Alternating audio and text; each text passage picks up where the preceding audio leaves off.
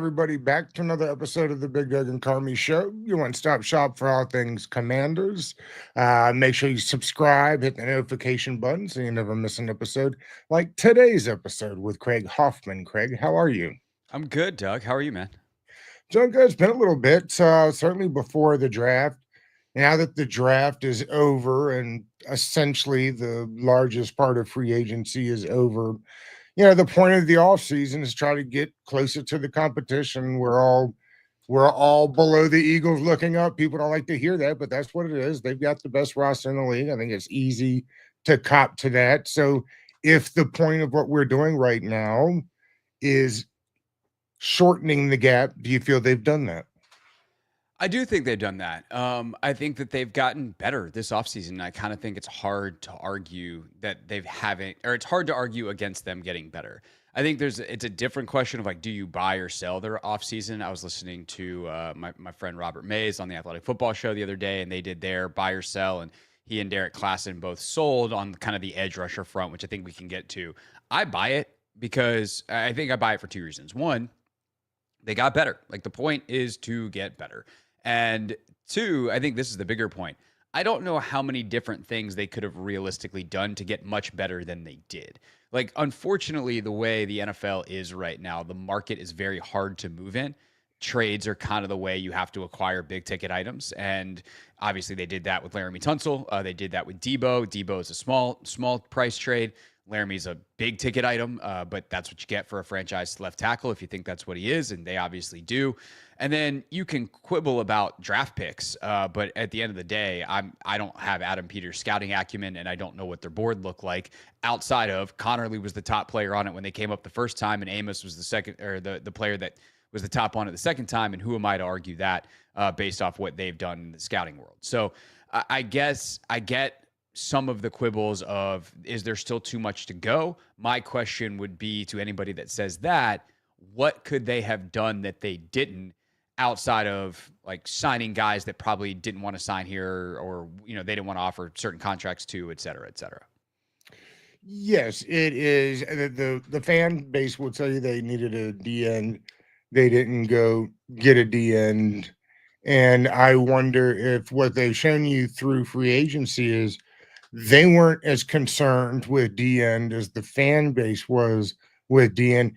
There's a new trend really in the NFL, Craig, and it's I don't know if it's a trend. Maybe it's just putting two and two together and saying, hey, fastest way to a place isn't a straight line, and we'll beef up the guys right in the middle, and we'll worry about who gets to, we'll use the edges to make sure we're not getting pounded in the run, a la last year when Dante Fowler, who had his best year statistically sack-wise in a long time, they couldn't even play him in the playoffs because he was such a liability in the run game. You can see what they've done this offseason and says, well, we may not run the hoop real well, but we're going to get up in you through the middle, and we're going to defend that edge real tough. 100%.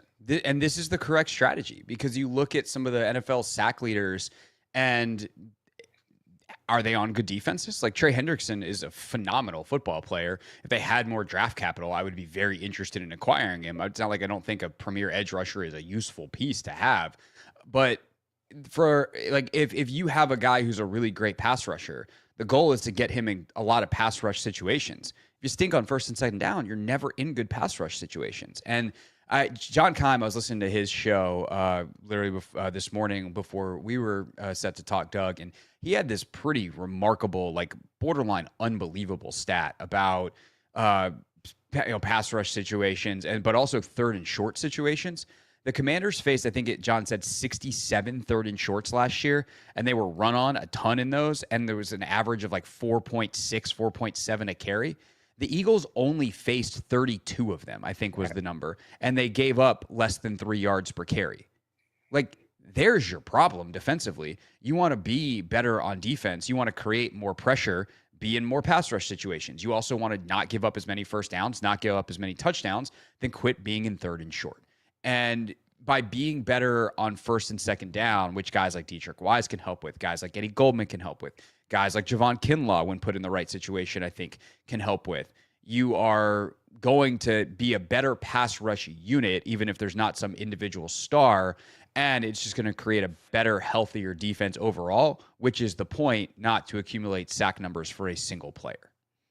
And the bring Clellan Farrell back, who I think actually maybe was having a sneakier beginning to last season before he got hurt. Two sacks in the first couple of games. And then they really like the kid Jean Baptiste, right? I mean, I think they're hoping for another jump from him, another guy that I think they thought they got way later than the consensus, at least on their board. It was a seventh round pick, I think. So if those guys can take another jump and be productive, I think you're right. The key is if they can be consistent on the edges and violent up the middle, they can drastically change their ability to get to the pass rusher next year. And I think it has been easy to forget that Deron Payne is on the team. Yep. But Payne is on the team and is valuable and has something to offer. So with him and Zerhan Newton another year next to each other, then you add some of these other big pieces. Really's allowed maybe Duran to do what he does maybe best, which wasn't playing nose tackle as they thought, but maybe getting skinny and getting to the quarterback. No, definitely. And Newton's the other guy that we have to throw in that same bucket of this guy's a second round pick last Yep. year. Like, what kind of year two can he have? And by the way, he was a rookie who had no offseason because That's of the right. foot stuff. So he comes in, he shows a ton of flashes, but ultimately is just not a consistent football player in year one. But we know from his effort and his motor and kind of what he's made of that is more of who he is. He's more consistent than, or will be more consistent as he learns how to play in the league and understand leverages and kind of the speed of the game than he was last season when he's figuring all that stuff out without an offseason to build off of. So I think those two guys are where your pressures come from. A lot of them, the quickness, and obviously Kinlaw as a pass rusher from the interior is an interesting piece as well. But it starts with having guys that will do the job, and I think that's the other part. Is Fowler freelanced a lot, especially against the run, and you're like, buddy, you can't just go spin back into someone against the run because you wind up, say, cutting Bobby Wagner's legs out from underneath him, and he's the guy that's supposed to go make the tackle. Guys like Dietrich Wise are just, he's a Belichick guy. Do your job. And this is old school Belichick, pre what saying Bill Belichick means right now in the news. But an old school, do your job Belichick kind of guy. Like those are guys that you can win with. And I think the other thing, Doug, too, is schematically you have more options now. Like Eddie Goldman is a true nose. He can line up screw to screw on the center or off the center shoulder in a shade. So some of these, they played some odd fronts last year. So three guys down, two guys standing up on the edge, 3 or 5, depending on how you want to count it, on the line. But they can do that in more true odd spacing this year. They played a lot of odd fronts last year with even spacing. So it would be like, yeah, we have 5 guys down, but it's in the same alignment as a 4-3 typically would be. Now you can create some different kinds of problems by lining up in true odd spacing with the nose and 2-5 techniques, and whether that's Javonte, whether that's or Javon. Javonte is probably a little small for that, but like maybe. But Kinlaw, Newton, Payne, like those guys lining up in a 5 tech, like that's a nightmare for a guard to try to figure out, a tackle to try to figure out what to do with guys that are that quick in that spot and still also that big and that powerful. So I think that's going to be interesting too. Not that I expect a ton of it, but it just gives you another tool in the toolbox, and like having more tools to solve problems is a good thing as long as you know how to use them. Also, theoretically, you should allow Luvu and who I'm guessing is McGee, because they were super pumped about him last year, just weren't able to get him on the field much. Should also offer those two a ton more opportunities also to get to the quarterback. No, I think that's definitely true. Luvu, again, like if you want to line up in some of that true odd spacing, and he now playing the rush end, but I think actually he's better just like blitzing through the middle, like as a true off-ball linebacker blitzing. And so what kind of opportunities does that present? Again, if you're in more pass rush situations, 3rd and 6 plus, 3rd and 8 plus. And then it comes down to the back end too. Like if Amos winds up hitting as a rookie and Lattimore is not the Lattimore of last year, but a more Saintsy Marshawn Lattimore, then what opportunities does that bring to or present to bring extra guys in coverage, or take guys out of coverage, bring extra guys in blitzes. And obviously, Frankie's one of those guys. McGee's definitely interesting. He, I think, is supposed to be the protege understudy to Bobby, but how do you get him on the field in the meantime? Three linebacker sets. You play a little bit more base because you think that Luvu and McGee have the speed to do that without hurting you a ton. Guys like Dominique Hampton, where is he at? Madrano, like they just have all these pieces, and like I have no idea how they're going to fit together. I'm not going to pretend to know. I don't know that they know yet, and that's the other thing about it being, what are we, May 28th? Yes. Like on May 28th, they don't know. They're about to have their first phase 3 practice today. I'll know a little bit more after because I'm going, but other than that, it's still a competition to play out. There's still a lot of learning, like who these players are now. It's not, especially guys like Madrano, rookies. It's not who they're going to be in August. Nevertheless, September, October, November. Mm-hmm. So these things are fluid. But back to your original point, like, yes, more beef up front, guys that will do their job and eat blocks should allow a better version of Frankie Luvu. And even if they just get the version of Frankie they got last year, like that's a good piece. The pieces around need to be better to be a better defense. We've never had this luxury in Washington, or at least not in the last any foreseeable decade. But another great thing about having Jaden Daniels is it's got to be what it allows the defense to feel, right? Like we can go out there and maybe take a couple of more chances because it feels like the team's got a chance to score 30 every week. When you have that opportunity, I would imagine it allows the defense to take just a little couple more chances. Yeah, I would think so as a play caller, especially, right? Like, I don't know that I wanted that. I don't know that I want my That is players, the theme, right, to necessarily be like, we're going to be super risky. But then again, like, maybe tell my DB is like, hey, try to jump it. If you get beat, you get beat. But like, let's try to create turnovers because ultimately extra possessions are how we want to win football games, right? So turnovers, creating them, those are always good, no matter whether it's a high possession or a low possession game. But if you give up something, chunk plays, hopefully someone's behind you to get a field goal that you give up, not a touchdown. You hold up in the red zone, right? Situational football, hooray.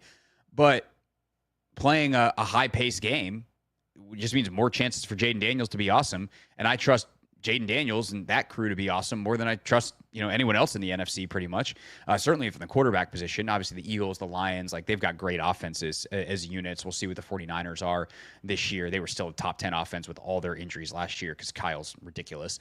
What the Rams are with Devontae Adams. Like there's a lot of good offenses, but there's none that I'm like, oh, that offense is so much better than Washington that I don't want to play a high possession game. And so I think from like some of the points given up numbers this year, it might be ugly at times, but if you're giving up 28, but it's because you scored 42 and there was 3 or 4 extra possessions in the game total compared to the average NFL game, like that's not a bad way to play. And I think inviting that variance into the game from a play calling and even to an extent a coaching point standpoint, like I think you're right, that is a luxury versus, hey, we gotta back it up. We gotta keep everything in front of us. We can't possibly give up a big play ever, because if we give up one touchdown, our offense is not going to be able to score. And that there's been some lean offensive years that we can remember in recent memory where that felt like it was the case. I've been asking this a bunch. I'm be curious your thoughts on it. I don't think the offensive line last year was quite as bad as I think people like to say that it was. Certainly wasn't great, and I think it got worse as the year went on. Certainly when Cosme goes down, obviously. But I wonder how much of Cliff's playbook that he never even got to because he just didn't feel comfortable enough in their ability to protect Jaden to get to read 3, read 4, where we know he can get to given the time. I wonder if they saw those first couple of games where we got out of the pocket real fast and said, you know what, let's scrap some of this till we can get the offensive line better, which leads me to wonder how much different, usually you think of an offense and say, okay, they'll add some tweaks, things will be different in year 2, but essentially the league will have an idea. I wonder how much of the playbook they even got to last year. It's a great question, and I tend to agree with your premise that there are sections that were just like marked. Put a sticky note on it. It's like for 2025. Right, like we're just not going to worry about it right now. And those are a lot of plays that had 5 eligible receivers in routes from the snap, as opposed to we got a chip on both sides, and now we just have 3 eligibles and then a check down. Or we rely. I mean, the benefit of Jaden is that you don't actually need to put a check down in the offense. You can afford the extra blocker because he becomes the check down. Hey, Jaden, if the clock goes off in your head, just find the lane and run, bro. And like that's a perfectly fine way to continue to play with him because he didn't lose that skill. You don't lose it as a sophomore when you had it as a rookie. And so I think that there are elements that are going to be bigger, more explosive. There are things they're going to be able to do, especially with a guy like Tunsil, where it's like we never have to help him. He's just going to exist on an island. And what drop back stuff does that open up is a great question. Also, if they're better in the run game, and especially if Cosme comes back healthy and is a road grader like he's always been, when that version of the O-line gets going, like what does a more consistent run game do? But I don't think you'll see dramatic changes in the offense because I think the stuff that they did from a principle standpoint made a lot of sense. Like, let's deleverage our quarterback. Let's make sure that he's got easy reads. Let's make sure we're playing into his strengths. I mean, the quick game stuff he does is just ridiculous. I mean, there's times Logan would tell me like that shouldn't be open on that play, but he beats the coverage because his processing and his release are so quick that a linebacker fakes a blitz and then is going to drop out in like a zone blitz look, and it's against quick game, and that should have been a pick because he's dropping right into the route. But Jaden operates so quickly that he just gets the ball to Zach or to whoever, OZ or whoever that was in that role last year, this year, guys like Debo. And then all of a sudden that guy's in space and now we're having a good time if it's Debo. So I think that there will be some new elements.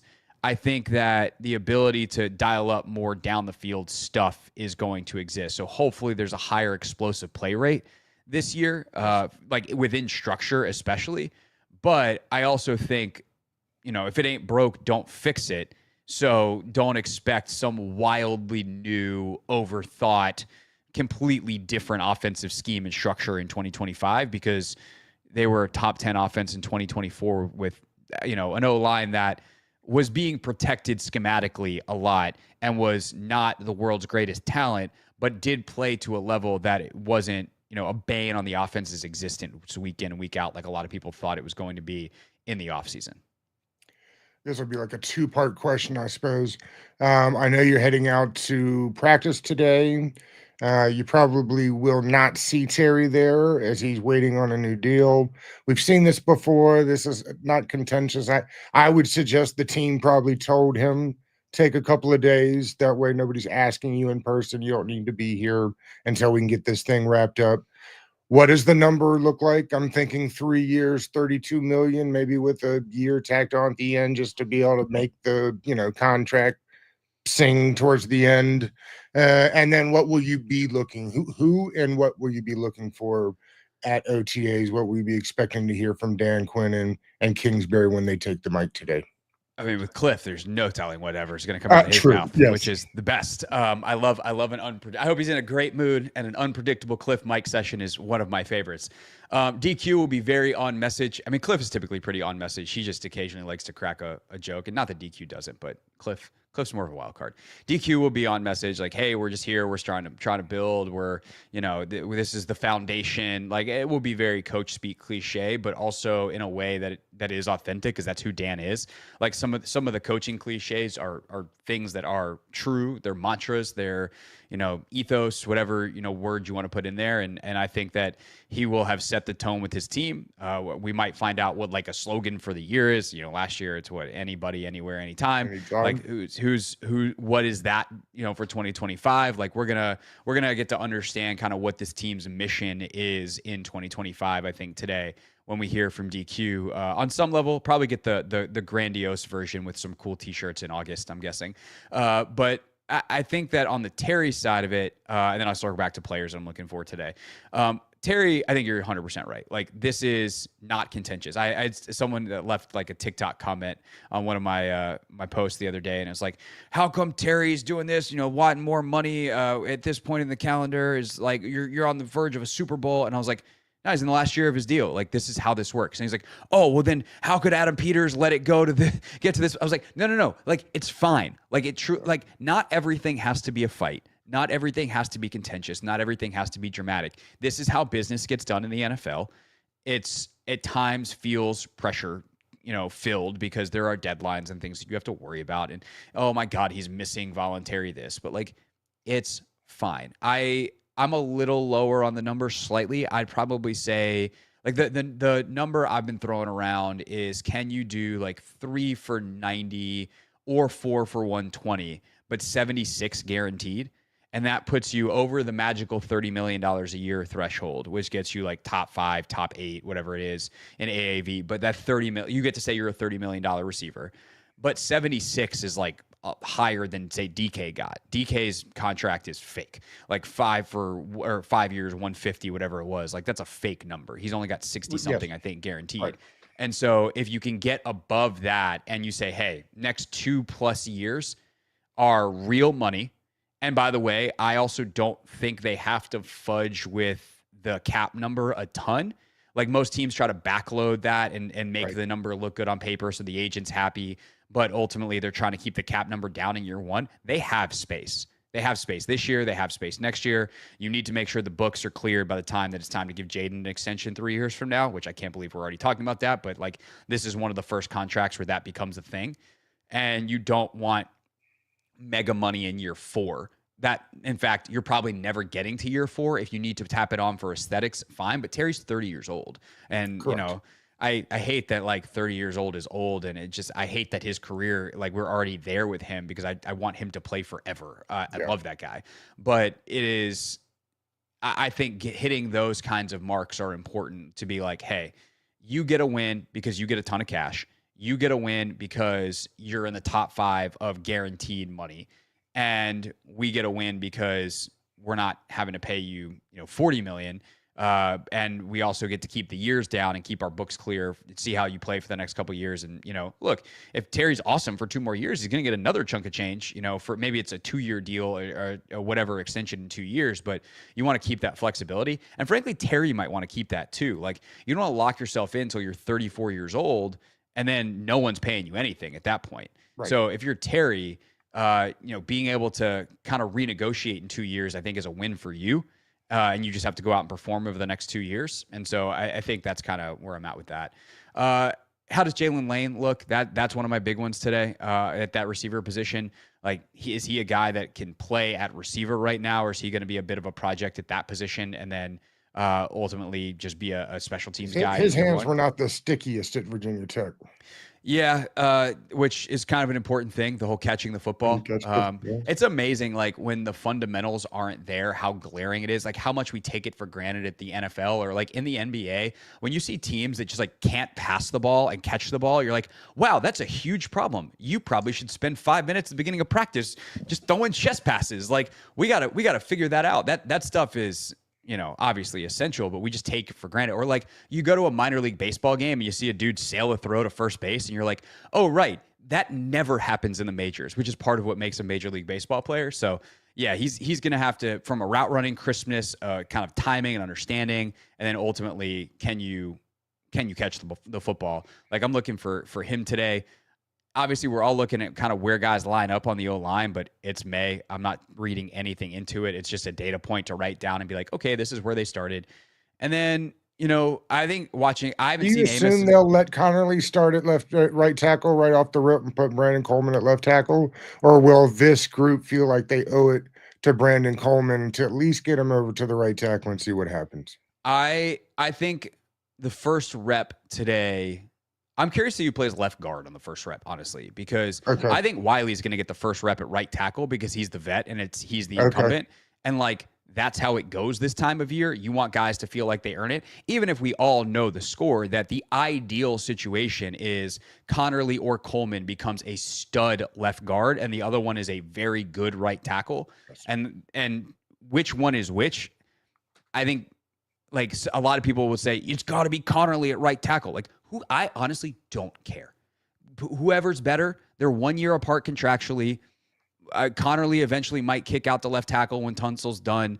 I doubt you're moving Coleman back there. So if you think the better prep is him staying on the left side and playing left guard, okay. If you think it's right tackle and learning how to play tackle in the NFL and pulling the Tristan Wirfs and in 3 years switching sides, fine. But maybe he just takes to one of those two positions and that's where he is for the rest of his career. And if he's a Pro Bowler, like I want Pro Bowl offensive linemen. I don't care what position they play. And it goes back to the conversation we had about, where pressure's coming from and kind of the run game stuff and how effective you are. Like, just get me good linemen. And so I think that seniority will play out on some level because that is how they did it in the same way that Marcus took the first snaps this time last year, even though we all knew Jaden would eventually get there.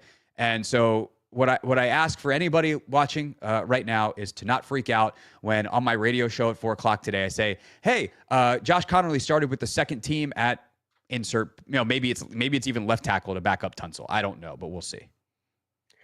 Yeah, nobody will be going crazy about that for sure. No, I will all be handled with extreme delicacy and care and rationality. You're right. It was funny. I was thinking about when I said Lane doesn't catch the ball very well. We were talking with Matt Waldman last week, who's fantastic, and we were talking about Terry and the extension and what it may look like. And he said Terry's one of those players that he scouted. He said that did basically nothing right as far as the way you want your receivers to catch the ball, but he does not care at all because he catches the ball every single time. For those of you learning to catch the position as youngsters, I would not watch the Terry tape as far as how to catch the ball, maybe to how to run the routes, but not as far as hands catching the ball. It's been one of the wild things we've seen, Craig. Like not to stick on that, but every time I think about it, I think about how unusual, how out of the realm of possibilities is that you could be that kind of catcher with that kind of technique. Well, I remember his first camp. Like that was my last year on the beat was Okay. Terry's rookie year. And so we're down there in Richmond and he's just catching everything. And he's making plays, he's getting deep, and you're just like, this kid's awesome. Like, oh, he's supposed to be the special teams guy, right? Like, what is happening right now? And Jay knew it pretty instantly. Yeah. Like, and of course, the Jay only lasted 6 games with them that year, whatever it was. But I mean, he plays the preseason first game, and they shut him down. And they were like, "This dude's top secret. Like, we're not." No, and Terry's never played a snap of special teams unless he's been on the hands team some. I don't know how much special teams he's played in his career. It can't be more than 10 snaps in the 6 years that he's been in the league. Yes. And so the fact that he just from go was producing at such an undeniable level, despite the aesthetics of it, you're like, oh, okay. It doesn't always have to be, like watching Tyrese Halliburton last night. I'm not teaching my kid eventually to shoot like Tyrese Halliburton, but I do want it to go in like Tyrese Halliburton. That's cool. I want that. And so sometimes the aesthetics are overrated, but it is remarkable how strong his hands are and how well he positions his body, because it is certainly not as pretty or as textbook as guys like Chase and Jefferson, who just snatch the ball out of the air with seemingly, unfailing success. I'm curious. I know that they have sped things along a little bit because of how good Jaden Daniels is and how much success they had last year. And essentially you can't afford it's odd, Craig, because it happens so fast, but it's like you can't afford to go backwards, right? Like, I mean, they really cannot afford to go into a year where they didn't push chips in for Tunsil or Debo or just something similar where you can say, hey, we might not have made enough strides to get ahead on whoever was in front of us, but we're doing enough to make damn sure we're not going to go backwards because we just can't afford to, from the optics, from the success from the momentum we're doing. So because of that, Adam Peters has taken an approach to roster building that I would assume if you got in a moment of clarity from him, he would tell you he agreed that this is not how they normally would like to do it. They'd like to have Howie's 12 picks and go have all kind of fun on draft day. It just hasn't worked that way because the roster, and I know you can remember this, that first day when they asked Peters at the table what he thought of the roster, and it took him all but 45 seconds before he could find, an AP response to the question. This is where you're at. You just, what can you do? So now you're paying a lot of guys on 1-year deals. I mean, thank God for Dan. We talk about things you didn't know you needed. Thank God for Dan Quinn, right? Because I'm not sure that most coaches are equipped to be able to do this 1 year contract deals over and over again while you wait to be able to accumulate guys that you're going to give second contracts to, right? That's the problem. We don't have guys we want to give second contracts Right. to. How frustrating is it for AP, do you think? And just how remarkable is it the what he's been able to do with the roster, considering when you do it that way, you cannot afford to miss on many of those swings. Right. And to your point, just to kind of flush this out, the final piece that connects the dots here is like the best players in the NFL all are staying with their incumbent teams on second and third contracts. So when you're Correct. having to fish in the free agent pond, like you're automatically by definition getting the best of the rest. Right. And that was Yes. especially true this offseason where guys like Alaric Jackson, the Rams left tackle, he was supposed to be a free agent. Well, then the cap came in $20 million higher than was expected. And they were like, oh, we have the money. Sick. Come on back. Ronnie Stanley. That was a guy that we know they were targeting from Baltimore. It was like, no draft capital given up here. Let's go get Ronnie Stanley. And we have a ton of cap. We're going to, if Ronnie Stanley wants a literal boat, we will give him a boat and fill it with money.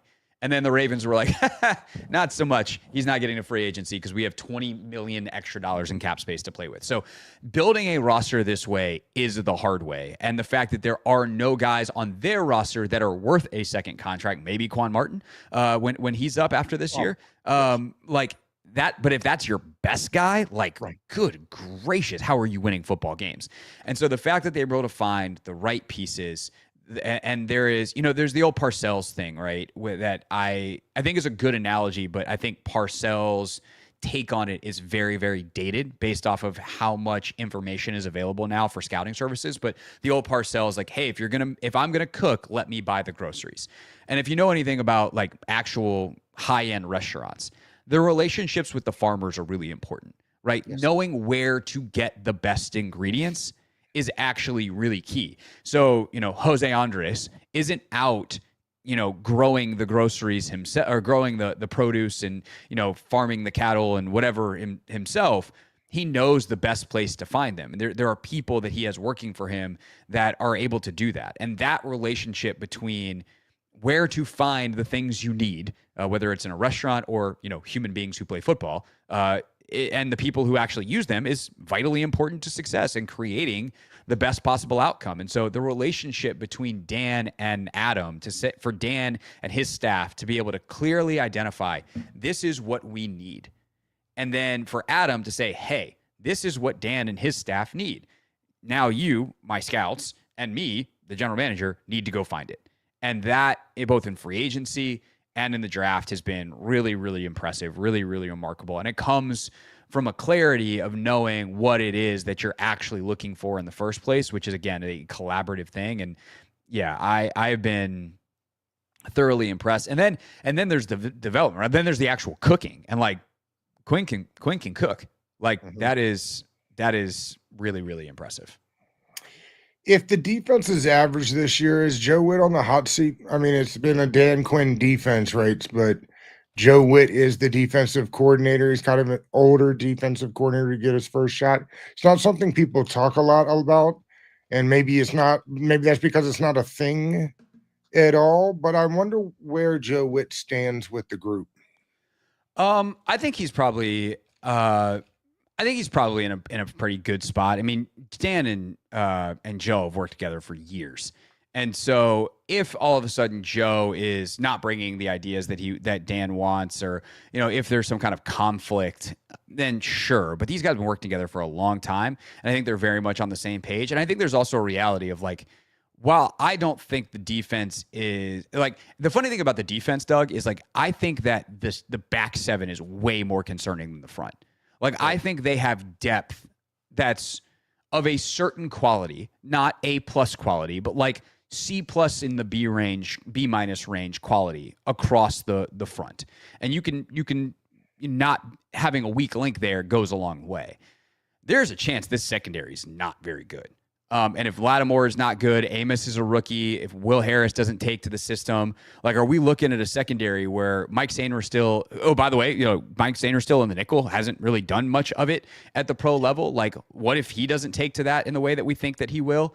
What if Quan Martin's the best player in the secondary? Like, that's not going to be a very good secondary. There's also a world with Lattimore returns to some semblance of form. Amos is awesome. Sainer Still's awesome, and they're good. But that if that is like abominably bad, is there a chance that a head has to roll and it shows? Yes. Would I bet on would I be more shocked if or like would I guess I'll put it this way. Like if you're creating betting odds, I think there are longer odds on him getting fired than him getting head coach interviews because I think they're going to be good and that's what happens. So I think I like Joe. I think he's smart. I think he got better as a coach and a play caller as the year went last year. And then we'll see, ultimately where things land. But I think that the idea that he is going to be on the hot seat when Dan has so much say on the defense. I mean, and he lets Joe coach, to be clear, but like there's that much collaboration. I don't think Dan's going to let Joe be a fall guy. And then we'll get you out of here. Yes or no on Jalen Ramsey? I'm good on Jalen Ramsey. And not necessarily that I don't love the idea of Jalen Ramsey. They don't have the draft capital to go get Jalen Ramsey. So unless he's coming for basically free, like how are you getting him here? Same thing. I think same answer goes for the kid in Cincinnati. Trey Hendrickson. Yeah, right. And he's going to be more expensive. You can't give like what are you giving up your first and your third, and you have no picks in the first 3 rounds next year? No thanks. To by the way, to pay a guy $35 million to not be a great run defender when that's your biggest bugaboo. And again, Trey Hendrickson's awesome at what Trey Hendrickson does, and it's worth a lot of money, but it's not what you needed last year to become. Like, and I'll leave you with the stat.